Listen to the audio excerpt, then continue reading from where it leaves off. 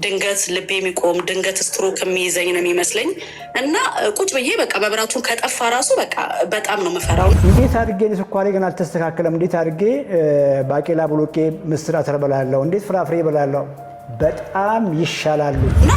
ልጄን እያየሁትኝ አጠገቤ በቃ ማስበው ሁላ ስለ ልጄ ነው። አሁን በሞት ምን ይሆናል? ጤንነት ይሰማሻል አሁን ይሄን ፕሮግራም ከጀመርሽ በኋላ? አዎ በጣም እንቅልፍ የለኝም ነበር ዶክተር። በጣም ዲፕሬሽን ውስጥ ገብቼ ነበረ። 100 ኪሎ በተባልኩ ሰዓት የእውነት ነው የምልህ ቢያንስ ከ4 ወር ከ5 ወር በፊት ሌሊት እንቅልፍ የለኝም አይወስደኝም። ሞቼ ማድር ነው የሚመስለኝ። ምርመራ ተደረገ። ያ ሁሉ ምርመራ እያደረጉ በቃ ምንም ችግር የለብሽም ነው የሚሉሽ የነበረው። ከዚህ በላይ ምን ችግር አለ? አየሽ ሰዎች የሚያደርጉት ምንድነው? ቺክን ዊንግ፣ ቺክን ታይ፣ ቺክን ሌግ ከነቆዳ ያደርጉና እሱ ላይ ብዙ ዘይት ብዙ ቅቤ አድርጎ ነው የሚመገቡት። ዶሮ ወጣችንን አስቢ። ብለድ ፕሬሸርሽ ቦርደር ላይ ነው እና ላይፍ ስታይልሽን ማስተካከል አለብሽ፣ አለበለዚያ መድኃኒት የምናስጀምርሽ ይሆናል ተብዬ ነበረ። እድሜ 32። አሁን ቆመሻል? ቁጭ ብለሻል?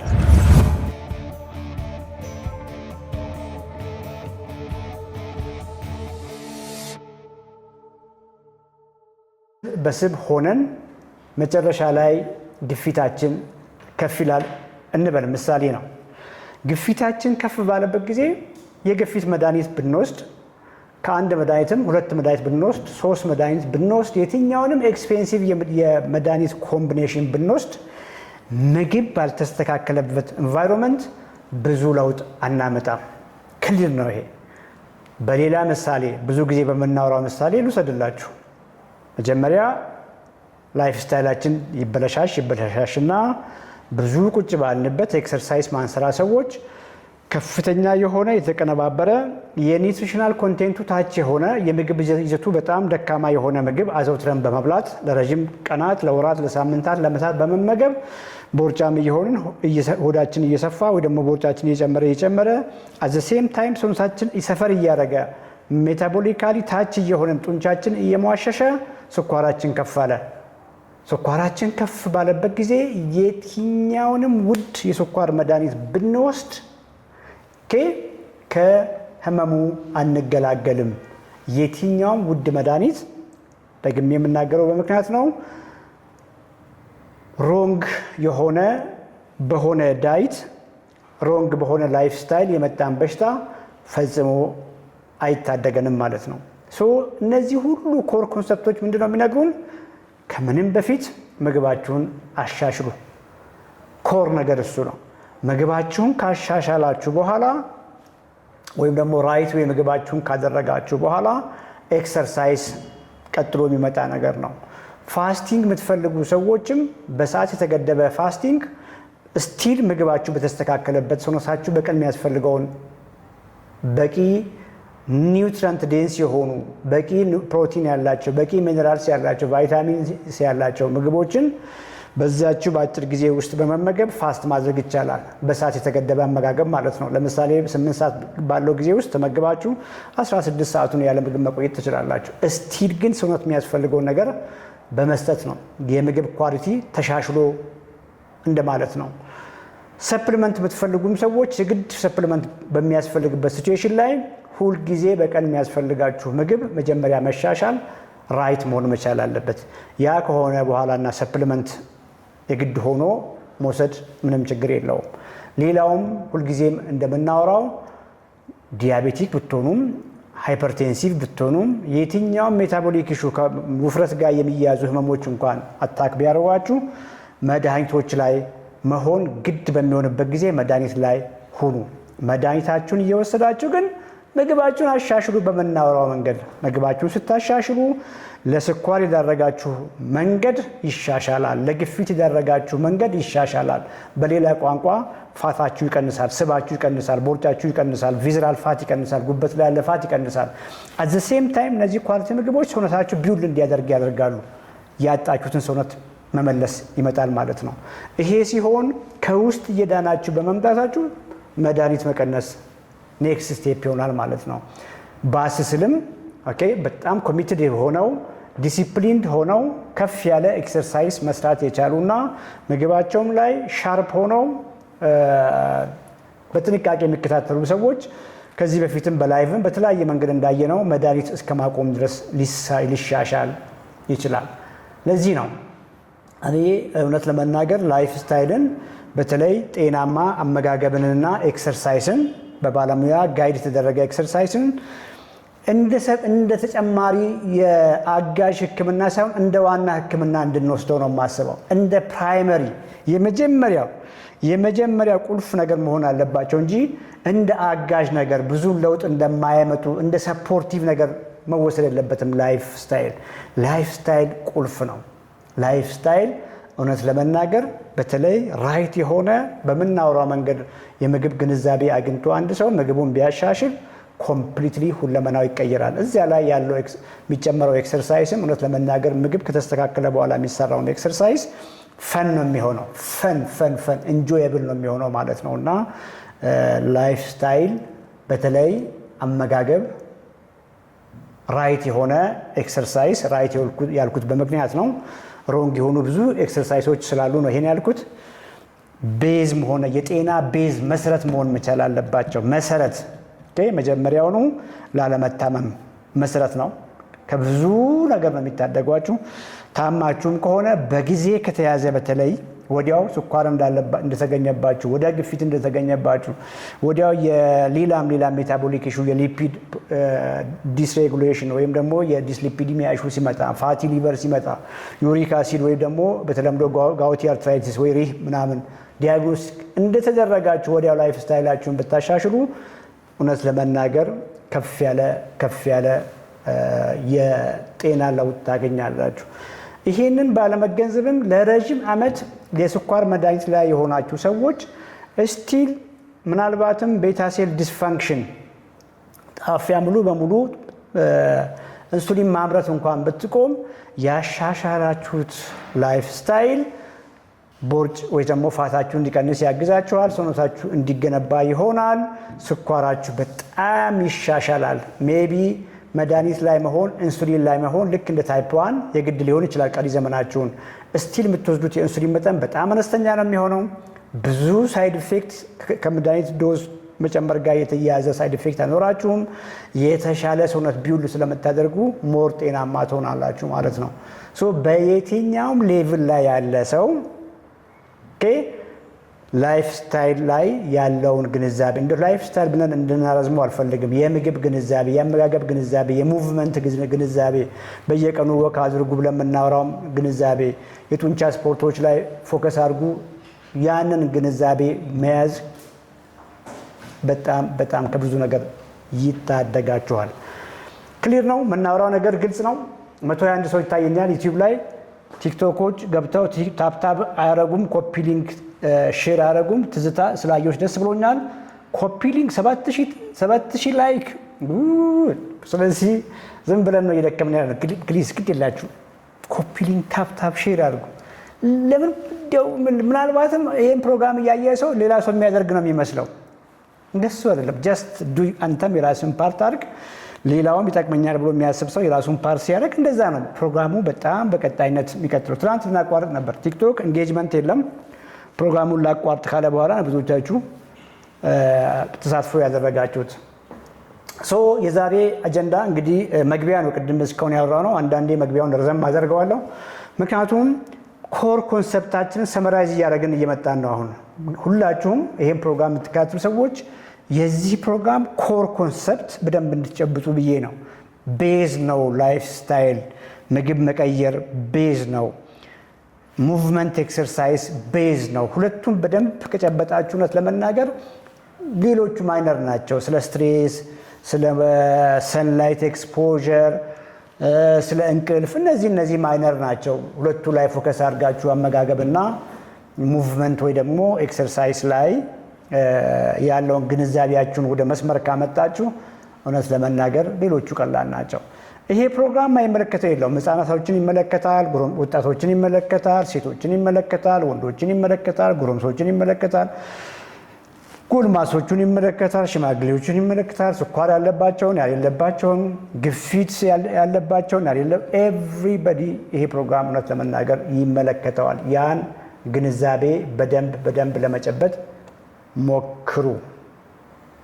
ኦኬ ሶ ለዚያ ነው ጾመኞች ካላችሁ እንግዲህ አይ ቲንክ ዛሬ የተጀመረ ጾም አለ በኦርቶዶክስ እምነት ተከታዮች ጾመኞች እንዳላችሁ አውቃለሁ የዛሬ ፕሮግራም ጾመኞችን ይመለከታል ሶ ጾመኞች ካላችሁ አንድ ቁጥር ጻፉልኝና የሆነ ቁልፍ ነገር ጨብጣችሁ እንድትጡ እፈልጋለሁ ምን ያክል ሰው አለ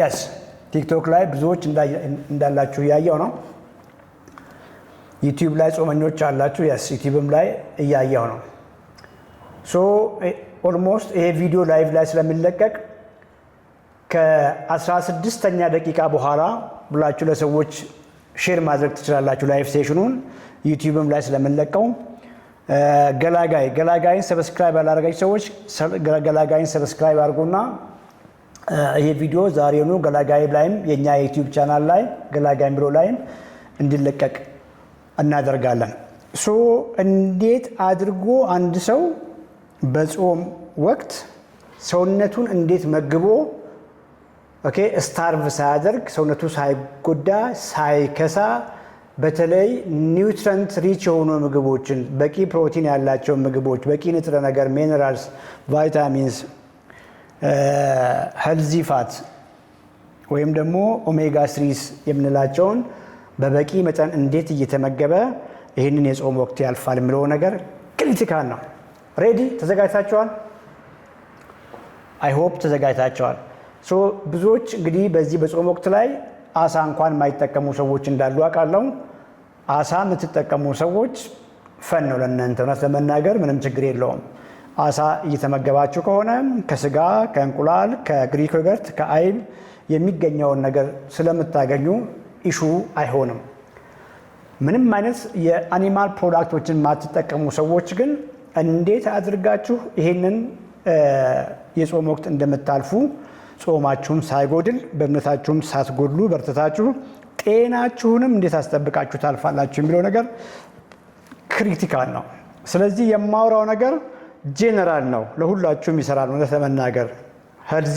ሆናችሁም የግፊት መድኃኒት ላይ ያላችሁም የስኳር መድኃኒት ላይ ያላችሁም ስኳር ለመቀልበስም ኦልሬዲ መንገድ የጀመራችሁም ሰዎች እቺ ዩኒቨርሳል ዛሬ የምናወራት ፕሪንሲፕል በደንብ ታግዛችኋለች ሶ እንግዲህ ጥራጥሬዎች ናቸው ሻል ያለ የፕሮቲን ፐርሰንት ያላቸው ወይም ደግሞ ሻል ያለ ፕሮቲን ያላቸው ምግቦች ጥራጥሬዎች ናቸው እነ አተር አኩሪ አተር ምስር ባቄላ ቦሎቄ እነዚህ የጥራጥሬ የምንላቸው ከሌላው ከእጽዋት ከሚገኙ ምግቦች ከነ እህሎችም ከፍ ያለ ፕሮቲን አላቸው እነ ጤፍ ፕሮቲን አላቸው እነ ገብስ ፕሮቲን አላቸው እነ ኪኒያ እነ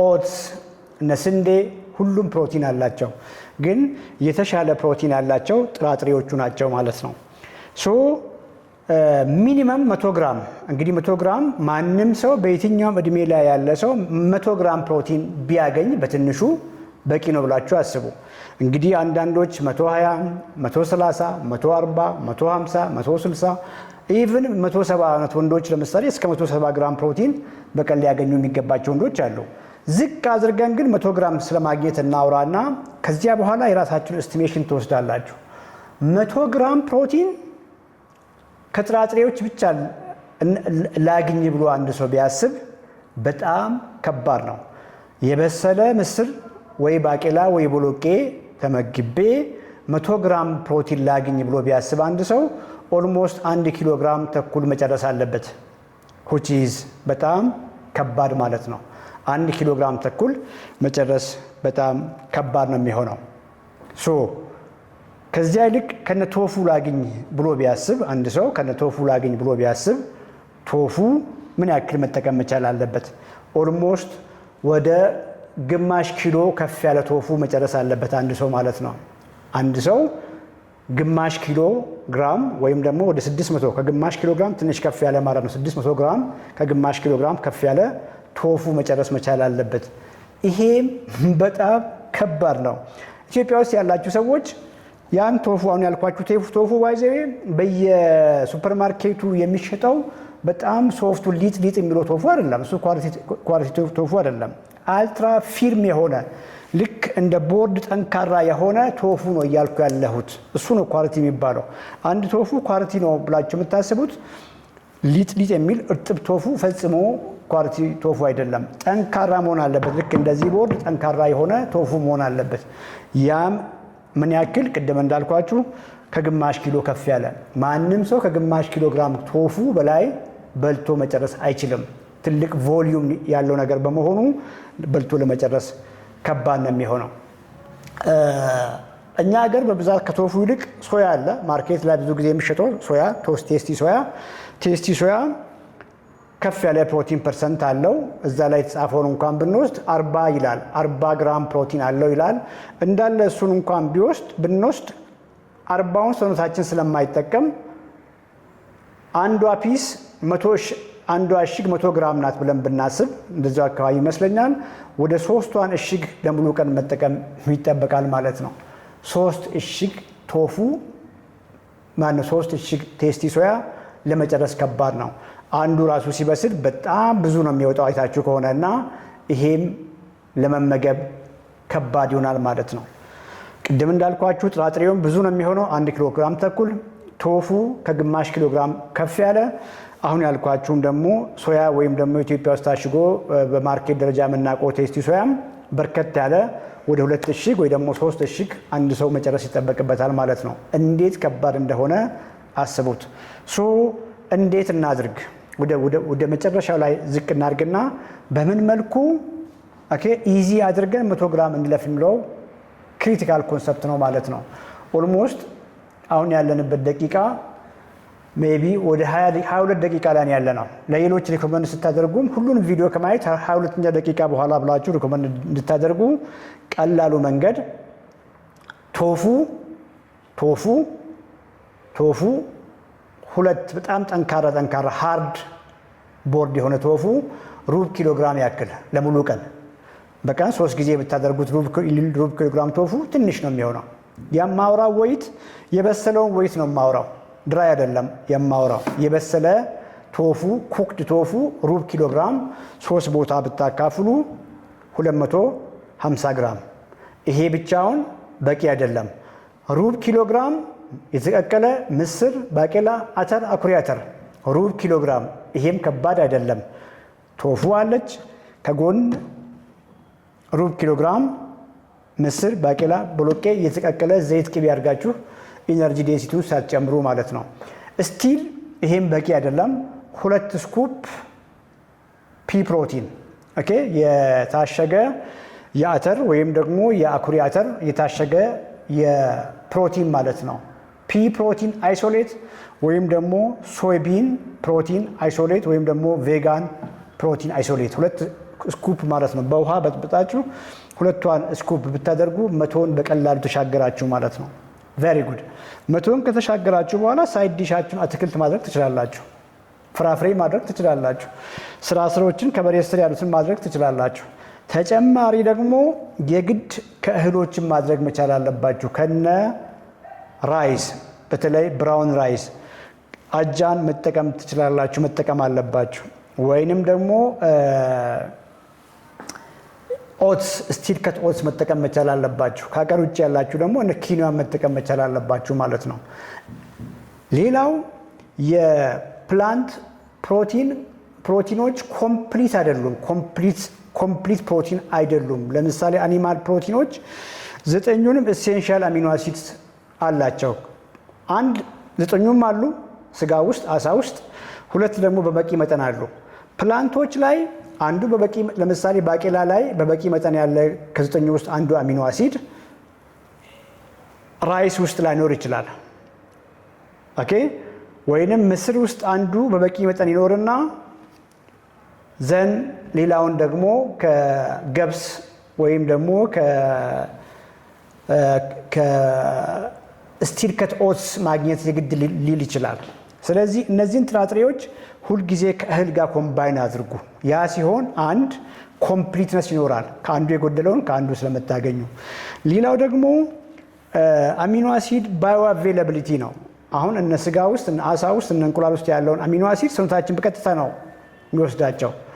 የፕላንት ፕሮቲኖችን ግን በበቂ መጠን ሰውነታችን አብዞርቭ ላያደርግ ስለሚችል መጠናቸውን የግድ ከፍ ማድረግ ይጠይቃል ማለት ነው። ሶ ይሄንን ግንዛቤ ካገኛችሁ በጣም ፐርፌክት የሆነ ሚል አዘጋጅታችሁ ጠግባችሁ እየበላችሁ ወክ ሞር እያደረጋችሁ ክብደት እያነሳችሁ ይሄንን የጾም ወቅት ማለፍ ቀላል ይሆናል ማለት ነው። ይሄኛው ጾም በጣም ቀላል በመሆኑ ወይ ደግሞ አጭር ጊዜ በመሆኑ ሰፕሊመንት አያስፈልግም። አሁን ለምሳሌ ረዘም ያለ ጾም ሲሆን 2 ወር ጾም ምናምን ሲሆን አንዳንድ ሰፕሊመንቶችን ተጨማሪ መውሰድ ሊጠይቅ ይችላል። ለምሳሌ እነ ፊሽ ኦይሎችን እነ አይረን ሰፕሊመንት ማድረግ ይጠይቃል። ከእንስሳት ተዋጽኦ የሚገኙ ምናልባትም ጾሙ ረዘም ያለ ጊዜ ሲሆን ኒውትሪሽናል እነዚህ ማይክሮኒውትረንት ዲፊሽንሲ ውስጥ ሰዎች እንዳይገቡ እነ አይረንን እነ ኦሜጋ 3 ሰፕሊመንት መውሰድ የግድ ሊል ይችላል። ይሄኛው ግን አጭር ስለሆነ ሄልዚ ፋቶችን ከነ አቮካዶ ማግኘት ትችላላችሁ፣ ከነ ተልባ ማግኘት ትችላላችሁ፣ ከነ ቺያ ሲድም መጠናቸውን ትንሽ ከፍ አድርጋችሁ ማግኘት ትችላላችሁ ማለት ነው። ሶ በጣም ቆንጆ ፐርፌክት ሆነ ማለት ነው አሁን ያወራ ነው።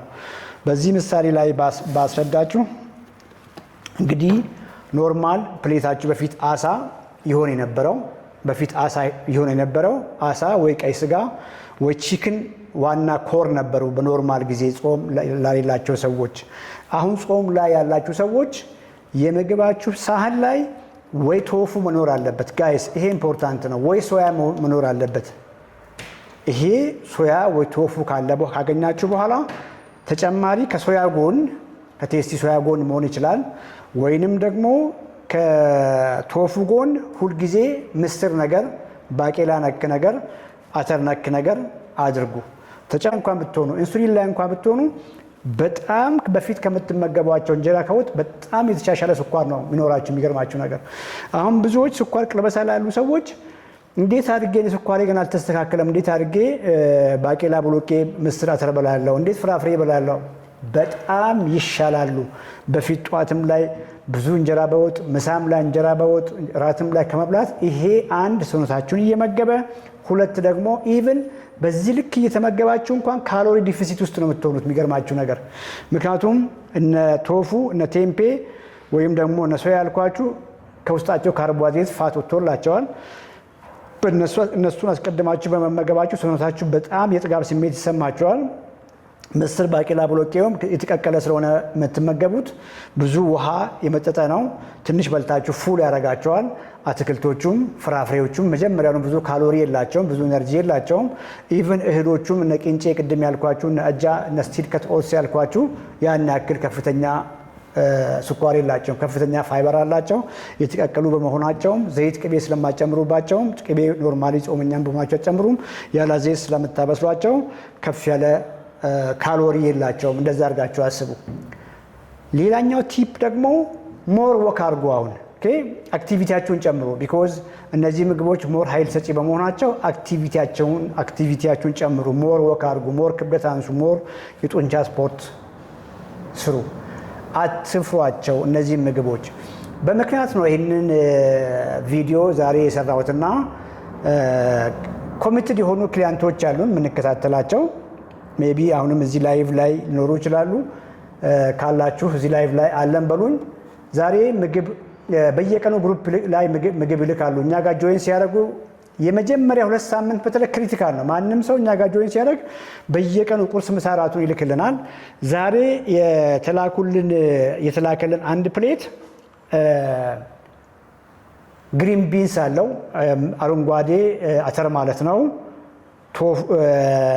ትንሽዬ መሽሩምስ ነገር አለው፣ ሌላም ጥራጥሬ ነክ ነገር አለው። አትክልት እንደዛ አድርጋ ነው ምሳብ ላይ የላከችልን። ፈጽሞ ሮንግ ነው ብለን ነው ወዲያው ኢምፕሩቭ እንድታደርግና በቂ እንዳልሆነ የግድ ቶፉ ነክ ነገር ከጎን መኖር እንዳለበት ወይ ሶያ ነገር ከጎን አድርጊ፣ የሚጠጣን ቬጋን ፕሮቲን ጨምሪ ብለን እንድታስተካክል ያደረግነው። ሌላኛውም ደግሞ ቅርብ ጊዜ ጆይን ያደረገን ክሊያንት ነው። እሱም እንደዛው ቶፉ አደረገ። ከቶፉ ጋር ቬጂቴብልስ አድርጎን የላከው። ከጎን ያደረገው ቶፉ መጠኑም ሻል ያለ ነው። ግን በቂ አይደለም። እሱንም ልክ ቅድም እንዳልኳችሁ ቶፉ ብቻ በቂ አይደለም። ምስር፣ ባቄላ፣ ብሎቄ ጨምር፣ ፍራፍሬ ጨምር፣ ኢቭን እነ ብራውን ራይስ፣ አጃ፣ እነዚህ እህሎችን ጨምር የሚል ሪኮመንዴሽን ላኩለት። እኔ ገና እኮ 2 ሳምንት እንኳን አልሞላኝም፣ እንዴት አድርጌ ፍራፍሬ ጨምራለሁ፣ እንዴት አድርጌ እህል ጨምራለሁ፣ ድንች፣ ስኳር ድንች እንዴት ጨምራለሁ አለን። ያ ፕሪንሲፕሉን አስረዳሁት። ቢኮዝ አሁን ብዙ ጊዜ ሰዎች የሚያስቡት ካርቦሃይድሬት አእምሯችሁ ውስጥ አለ። በቃ ጀስት ካርቦሃይድሬት መጥፎ ነው የሚል ነገር አእምሯችሁ ውስጥ ኢስ ኖት። ዋናው ነገር ለረጅም ጊዜ ሰውነታችሁን ያጣችሁት መስላችሁን አጥታችኋል። እስከ ዛሬ ያፋፋችሁ ምግብ በቂ ፕሮቲን ያልነበረው ምግብ በመሆኑ ሰውነታችሁን አጥታችኋል። አሁን በዚህ ጾም ደግሞ ቅድም ባልኳችሁ ጥራጥሬ ብቻ እየበላው ሊቀጥል ቢል አንድ ሰው ሰውነቱ ሞር ያልቃል፣ መስሉን ነው የሚያጣው።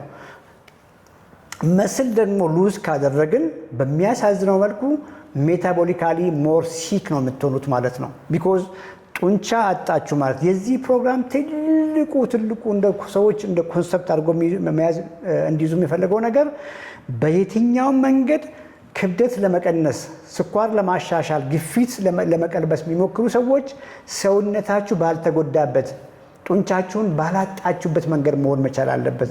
ለዚያ ነው ዳይት በተለይ የፕሮቲን ፐርሰንት ክሪቲካል መሆን ደጋግሜ የምናገረው። በዚች በጾም በ2 ሳምንት ጊዜ ውስጥ ሰዎች ይህን ግንዛቤ ሳያገኙ ጥራጥሬ ብቻ እየበሉ የሚያልፉ ከሆነ ቅድም ባልኳችሁ መልክ ደግሞ ሌሎች ጨምሩ ብዬ ማውራቸውን ማይነኩት ከሆነ ሰውነታቸውን ያጣሉ፣ ኪሎ ይቀንሳሉ፣ በጣም ይቀንሳሉ። የሚቀንሱት ግን ሞር የራሳቸውን ሰውነት ነው የሚሆነው። ይሄ ሲሆን ከቦርጭ መገላገል ከባድ ነው የሚሆነው። ምክንያቱም ትልቁን ስቶር ያደረጋችሁትን ፋት ወይ ቦርጫችሁን ሳክ አድርጎ የሚወስደው ሻል ያለ የተገነባ ጡንቻ ነው። ከስኳር ለመገላገል የምትፈልጉትም ሰዎች ትልቁ ነገር የሚያግዛችሁ የምትገነቡት ሰውነት ነው፣ ጡንቻችሁ ነው። ግፊት፣ ፋቲ ሊቨር፣ ኤኒ ሜታቦሊክ ኢሹ የተገነባ መስል ነው። መስላችሁን ሳክሪፋይስ ማድረግ የለባችሁም በሚል ዲስከስ አደረግንና ነገሮችን ወደ መስመር አመጣን። ይሄ ነው እንግዲህ ራሳችን ጋር እንግዲህ ጆይን አድርገውን የምንከታተላቸው ክሊያንቶች በተደጋጋሚ ሰሞኑን ስለ ግሩፓችን ላይ እንዴት እንደሚመገቡ እየነገርናቸው እንኳን ክፍተት ካለባቸው ሌላው ማህበረሰብ እንዴት ነው እችን 2 ሳምንት የሚያሳልፈው በሚል እሳቤ ነው ዛሬ በመሃል እችን ላይቭ መስራት አስፈላጊ ሆኖ የተገኘው። የስ ስለዚህ በቂ ግንዛቤ አግኝታችኋል ማለት ነው። ቲክቶኮች እየበረቱ ነው። 27000 ላይክ አድርሰዋል። ቀጥሉ ጋይስ። ፕሮግራሙ እንዲቀጥል የምትፈልጉ ደብረ ወርቅ ስላየዎች ደስ ብሎኛል። ዩቲዩብም ላይ ጥያቄ እመልሳለን። በቂ ግንዛቤ አግኝታችኋል? እስቲ ኮመንት ላይ ዩቲዩብ ላይ ኮመንት ላይ ጻፉልኝ። ዩቲዩቦች አክቲቭ አድርጓ፣ አክቲቭ ጻፉ። ትላንት ብዙዎቻችሁን ጥያቄ ሳልመልስ ነው የሄድኩኝ። ምናልባትም ዛሬ እንደምንም አድርጌ ሁላችሁም ጥያቄ ለመመለስ ሞክራለሁ። ሾርት ነገር ጻፉልኝ። ረዘም ያለ ነገር ትጻፉ። ኦኬ፣ ቅልብጭ ያለ ነገር ጀስት የሆነ ነገር ያልገባችሁን ነገር። አዳዲሶች ዝም ብላችሁ ስሙና ፐርሰናሊም ጆይን አድርጋችሁ ወይ ደግሞ መንበር መሆን ትችላላችሁ። እዛው ፊት ለፊታችሁ መንበርሺፕ ቦታ አለ። እሷን ነካ አድርጋችሁ መንበር ሆናችሁ ለመተገላገሉ። ኦኬ፣ ከሀገር ውጭ ያላችሁ ሰዎች ወዲያው መንበር ሆናችሁ አባል ሆናችሁ አለቀ እኮ። ሌላውን ጥያቄ እኛ መልስላችኋለን። መንበርሺፕ ፊት ለፊት አለ። ኦኬ ዘን ያ ሲሆን ፐርሰናሊ እናግዛቸዋለን። ትናንት ላይቭ ከገባን በኋላ ብዙ ሰዎች ሀገር ውጭ ጆይን አድርጋቸዋል። እንግዲህ ዛሬ ልናናግራችሁ አንችልም ስራ ስላሌለ፣ ስለ ኦፊስ ዝግ በመሆኑ ነገ ትናንት ጆይን ያደረጋችሁ ሰዎች ከሀገር ውጭም በቂ ጊዜ ወስደን ነገ እናስተምራቸዋለን። ሾርት ጥያቄ ድሮፕ አድርጉ። ቲክቶክ ላይ ያላችሁ ሰዎች ግንዛቤ አግኝታችኋል? ዛሬ ስለ የጾም አመጋገቦች ምን መምሰል አለባቸው ብዬ ያወራሁት ግልጽ ነበር? ስፍራሽ አመሰግናለሁ።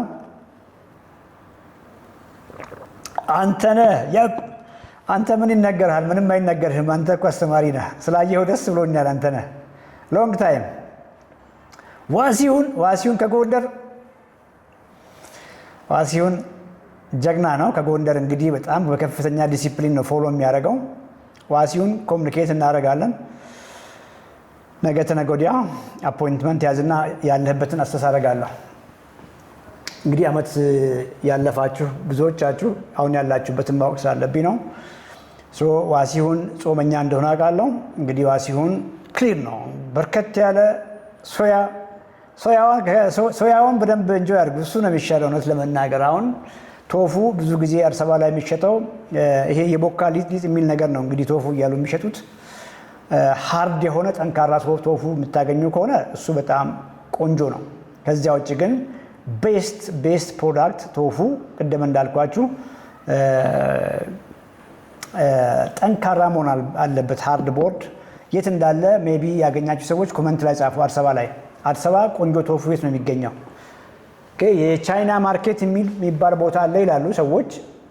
የቻይና ማርኬት የቱ ጋር እንደሆነ ጻፉላቸው። ወይንም ብዙ ጊዜ ቶፉ የምትጠቀሙ ሰዎች የት እንደሚገኝ ጻፉ ኮመንት ላይ። ሶያ ግን በየቦታው በየሱቁ አለ። ኦኬ የስ ጎንደር የለም ዋሲሁን ምንም ጥያቄ የለውም። በየሱቁ ግን ሶያ አለ። አሁን እንኳን ልጆች ብልከ ሶያ ብለህ ብትልክ በየሱቁ አለ ሶያ። የብራንዱን ስም እዚህ ጋር መጻፍ ትችላላችሁ። ሩዋንዳ ሰፈር ምን የሚባል ቦታ ሩዋንዳ ሰፈር ቶፉ አለ እየተባላችሁ ነው አዲስ አበባ ያላችሁ። ሞሃ ሰውነት ክብደት ለመጨመር ምን ማድረግ አለብኝ? እንግዲህ ቦርጭ አይደለም ለመጨመር የፈለግከው ሰውነት ነው መጨመር የፈለግከው። ክሊር መንገድ አለው። በቂ ፕሮቲን መመገብ ለሁሉም ሰው ነው ሁልጊዜ የምናወራው። አዘ ሴም ታይም ደግሞ ሄልዚ ካርቦችና ሄልዚ ፋቶችን ከቤዝ ላይን ካሎሪ ከፍ ማለት ይጠይቃል። እዚያ ላይ ሰውነትን ለመገንባት ክብደት አንሳ። ያ ሲሆን ሚዛን ላይ ያለው ክብደት ኳሊቲ ሰውነት ነው የምትጨምረው ማለት ነው። አንድ ሰው ሁለት ሰው ጋር ባውራ ደስ ይለኛል። እንዴት ነው ወይ ዶክተር? እሺ አመሰግናለሁኝ በጣም ወይ ልቤ ሁላ ነው የመታው ስገባ። አመሰግናለሁ ራስሽን አስታውቂ ስለሰጠከኝና ሜሮን ባላለሁኝ ቁመቴ 1.52 ነው። ክብደቴ መጀመሪያ ከ2 ዓመት በፊት ሳልወልድ በፊት 67 ነበርኩኝ። አሁን ግን 100 ደርሼ ነበር የዛሬ ዓመት ከወለድኩ በኋላ። አሁን ግን 89 ነኝ። አሁን ያንተን ፕሮግራም መከታተል ከጀመርኩ ጀምሮ ያንተን ፕሮግራም ስጀምር 96 ተኩል ነበርኩኝ። ጾም ላይ የፋሲካ ጾም ላይ ነበር የጀመርኩትኝ።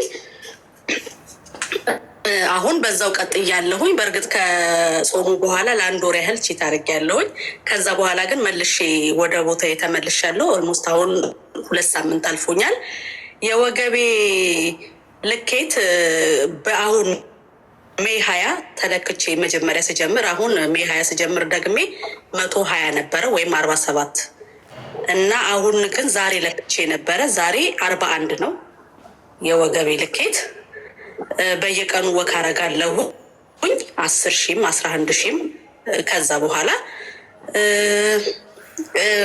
ስጀምር በእርግጥ አስፈርቶኝ የጀመርኩትኝ ብለድ እንትንሽ ምንድነው እሱ ብለድ ፕሬጀርሽ ቦርደር ላይ ነው እና ላይፍ ስታይልሽን ማስተካከል አለብሽ አለበለዚያ መድኃኒት ምናስጀምርሽ ይሆናል ተብዬ ነበረ። ግን እኔ መድኃኒት የሚባለውን ነገር ስለምፈራ ያው ምግቤን አስተካክዬ መጀመር አለብኝ ብዬ ቆርጬ ነው የተነሳሁት። ያንተን ቪዲዮዎች ከሞላ ጎደል የሚባሉትን ከግማሽ በላይ አይቻለሁ። ሁሌም በየቀኑ ወቅት ሳረግ ራሱ ኤርፎን አድርጌ ያንተን ፕሮግራም እያዳመጥኩ ነው ምራመደው ማለት ነው። እና በጣም አመሰግናለሁ። ለውጥ እያየሁኝ ነው። ኮንታክት ላደረግ ሞክሬ ነበረ። በአንዳንድ አጋጣሚ አልተሳካልኝም። በራሴ ጉዳይ ግን እየተከታተልኩኝ ምግቤንም ለውጫለሁ። እንጀራ፣ ዳቦ፣ ይሄ ፓስታ፣ መኮረኒ ምናምን የሚባል ነገር በፍጹም አልደርስም። እንደዛ እያረኩኝ እየተከታተልኩ ነው። እንግዲህ እግዚአብሔር ጋር። እድሜ ስንት ነው? እድሜ 32። 32። አሁን ቆመሻል? ቁጭ ብለሻል? እኔ አሁን ከግማሽ ሰዓት በፊት ስፖርት እየሰራው ነበረ። ከሚገርም ከልጄን አስተኝቼ አሁን ልጄ ተነስቶ እሱን ምሳ እያበላሁኝ ነው ማውራክ። ጉድ ጎበዝ። ዛሬ ምን በላሽ? ምግብሽን ልይልሽ። እሺ ዛሬ አሁን ጠዋት ቁርሴን 4 እንቁላል የተቀቀለ አስኳሉን አውጥቼ እና እንትን ሰርቼ ሆሞስ የሽምብራ ዘይት ምናምን አላረኩበትም። ወይም 3 የሾርባ ማንኪያ ከጎኑ ግማሽ ትንሽዬ መካከለኛ ጥቅል ጎመን ግማሹን ቆርጬ ጠብሼ ባዶን እሱንም በውሃ ዝም ብዬ ቅቅል እንደሱ እና አሁንም 2 የሾርባ ማንኪያ ድፍን ምስር ከጎኑ አድርጌ እና ኪያር ግማሽ ኪያር ትልቁ 1 ኪያር ትልቁን 2 ቦታ ከፍየው ግማሹን ቆርጬ እሱን አሁን ነው ከ10 ደቂቃ ምናምን በፊት ነው የበላሁት። ምሳዬን እራት ትበያለሽ?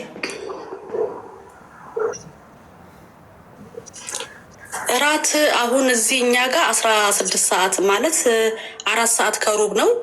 ከዚህ በኋላ በኋላ ላይ 18 ሰዓት ሲል ወክ ሄዳለሁኝ ለ1 ሰዓት ምናምን ተመልሼ ብዙም አይርበኝም በዚህ ሰዓት ስለሆነ ምሳ የምበላው። ግን እንትን እጠጣለሁኝ ዮገርት እጠጣለሁ ማታ 1 ኩባያ ዮገርት ወይ ደግሞ ሰላጣም ከጎኑ አድርጌ እበላለሁኝ እንደ ረሃቤ መጠን አይቼ። ጋበዝ ጤንነት ይሰማሻል አሁን ይህም ፕሮግራም ከጀመርሽ በኋላ? አዎ በጣም እንቅልፍ የለኝም ነበር ዶክተር። በጣም ዲፕሬሽን ውስጥ ገብቼ ነበረ 100 ኪሎ በተባልኩ ሰዓት የእውነት ነው የምልህ ቢያንስ ከ4 ወር ከ5 ወር በፊት ሌሊት እንቅልፍ የለኝም አይወስደኝም። ሞቼ ማድር ነው የሚመስለኝ።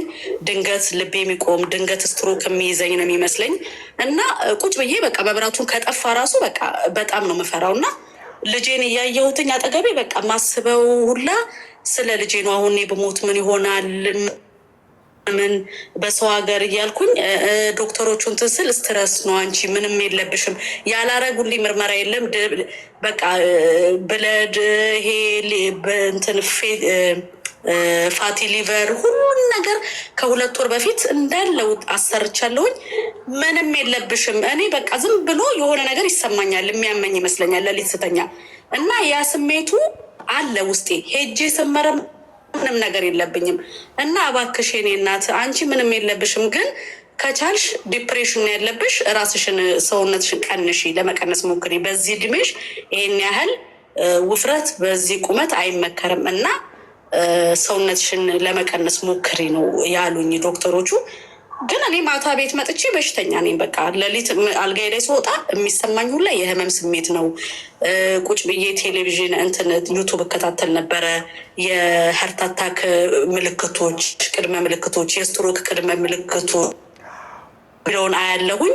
ሌሊት ላይ ያ ምልክት እኔ ላይ ያየዋለሁኝ እና በቃ በጣም ተቸግሬ ነበረ እውነት በጣም ከምልክ በላይ። አሁን ግን እግዚአብሔር ይመስገን ቢያንስ ተኛለሁኝ፣ ጥሩ እንቅልፍ አለኝ። ያም ስትረስ በጣም ከግማሽ በላይ ከምልክ እየቀለለኝ ነው። አሁን ወጥቶ ለመራመድ ሞራል አለኝ። እወጣለሁኝ፣ ማታም ቀንም እራመዳለሁ። ጠዋት ላይ ልጄን ይዤ እወጣለሁ። ከሰዓት ልጄን ትቼ ብቻዬን ወደ 1 ሰዓት የሚያክል የአንተን ፕሮግራም እየሰማሁ እራመዳለሁ እና አሁን ዛሬ ራሱ ስለካው የወገቤን በጣም ነው ደስ ያለኝ። በእርግጥ ሙሉ በሙሉ ያንተን የምትለውን እየተከታተልኩ ላይሆን ይችላል በአመጋገብ ሁኔታ፣ ግን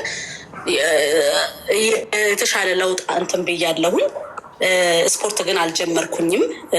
ብረቶች ክብደቶች ገዝቻለሁ። ያው ስፖርት ቤት መሄድ ስለማልችል ከህፃን ልጅ ጋር ቤት ውስጥ ገዝቻለሁኝ። ያው ግን መጀመሪያ እንትናችሁን አመጋገባችሁን አስተካክሉና ከዛ በኋላ ደግሞ ብረት ማንሳት ምናምን ስላልክ መቼ ላይ መነሳት እንዳለበት ብረት እሱን አላቅም።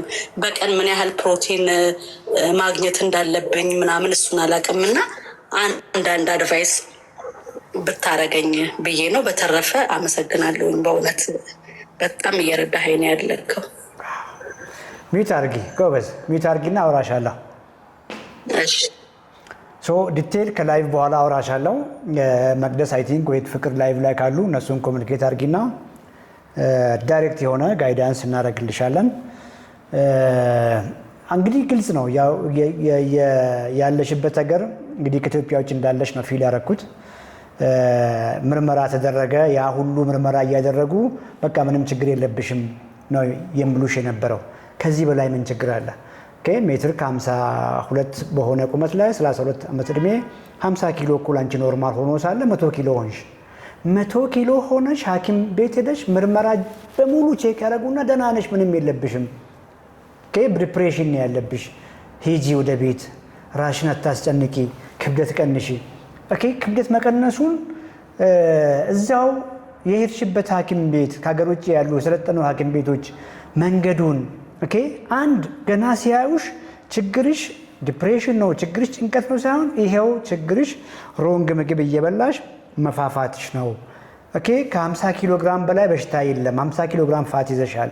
በዚህ መንገድ ከዛሬ ጀምሮ ምግብሽን ቀይሪ፣ ከዛሬ ጀምሮ ራይት የሆነ ኤክሰርሳይዝ አርጊና ይሄኛው ሲሻሻል ጤናሽ ይሻሻላል የሚል ነገር አልነገሩሽም። ቺክን ሌግ ከመትበይ ቺክን ታይ ላይ ቺክን ሌግ ከመትበይ ቺክን ብረስት ላይ ፎከስ አድርጊ። እሱንም ቆዳውን ሪሙቭ ለማድረግ ሞክሪ። ዘን ስጋ ሲሆን ግራውንድ ቢፍ የተፈጨ ስጋ ከሆነ 90% በላይ የሆነ ሊን ስጋ፣ ቀይ ስጋ፣ ጮማ ያሌለው ላይ ፎከስ ለማድረግ ሞክሪ።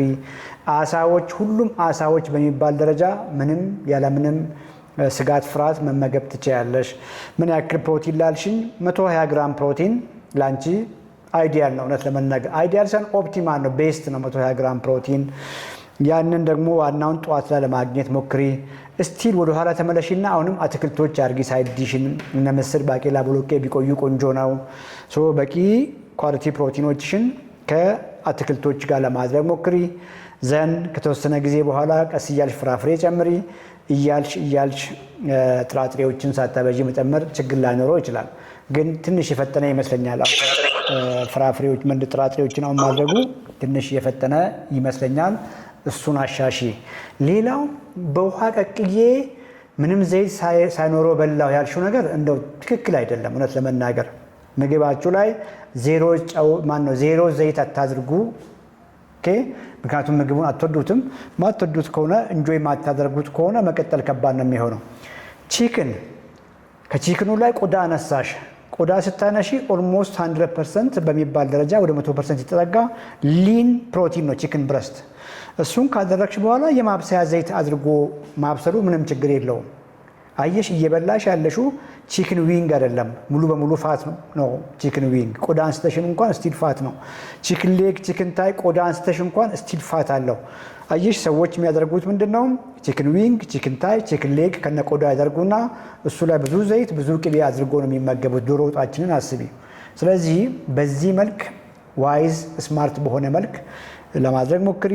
ዋና ምግብሽን ጠዋት ላይ አርጊ፣ ወደ ቁርስ ላይ ሙቭ አርጊና ጠዋት አርጊ። ጠዋት ላይ ቺክን ማድረግ ትችያለሽ፣ ቀይ ስጋ ማድረግ ትችያለሽ፣ ግሪክ ዮገርት ካለሽ እሱን በደንብ ማድረግ ትችያለሽ። ይሄን አድርገሽ እንጆይ አድርጊ። ወክ ማድረግሽ ቆንጆ ነው።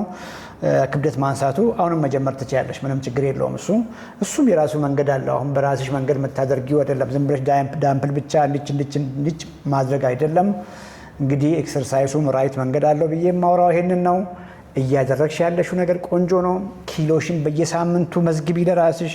የወገብ ልኬትሽንም በየሳምንቱ መዝግቢ። ሁልጊዜ ስትመዘግቢ እኩል በሆነ ሰዓት ላይ ክብደታችሁን 2 ሰዓት ላይ የምትለኩ ከሆነ ሁልጊዜም 2 ሰዓት ላይ ቼክ ለማድረግ ሞክሩ። የወገባችሁን ልኬት የምትለኩም ከሆነ እኩል ሰዓት፣ ከቁርስ በፊት ከሽንት ቤት መልስ ቢሆን ጠዋት ላይ ይሻላል። ለማነጻጸር እንደዛ ነው የሚሻለው። ሴቶች በተለይ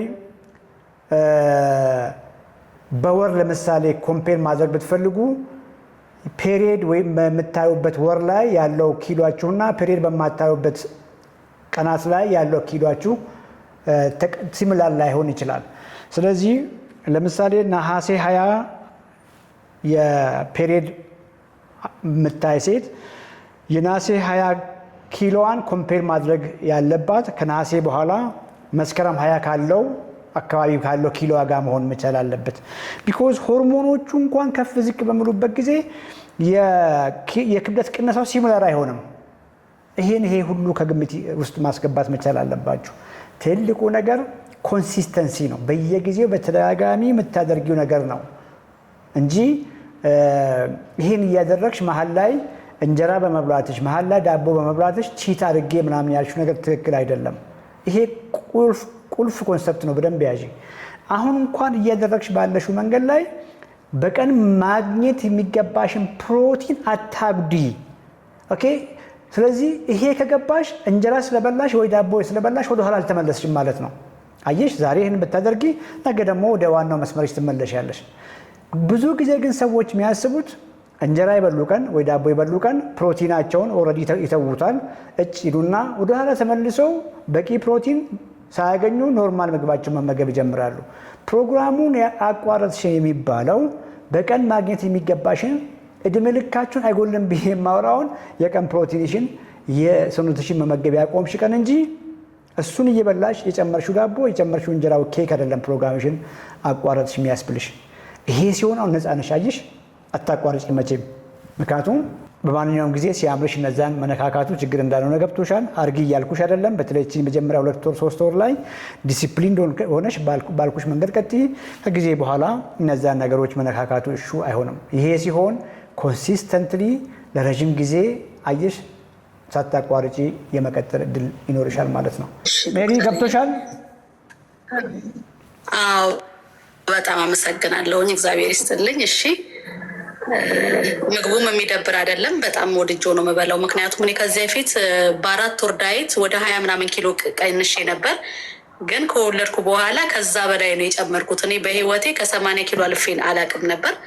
ግን ከወለድኩ በኋላ እንዴ ወደ 100 ነው የደረስኩት። አሁን ግን ይሄ አይደብረኝም። ምግቡም ወድጆ ነው የምበላው እና አመሰግናለሁ ዶክተር ስለሰጠኸኝ መረጃ።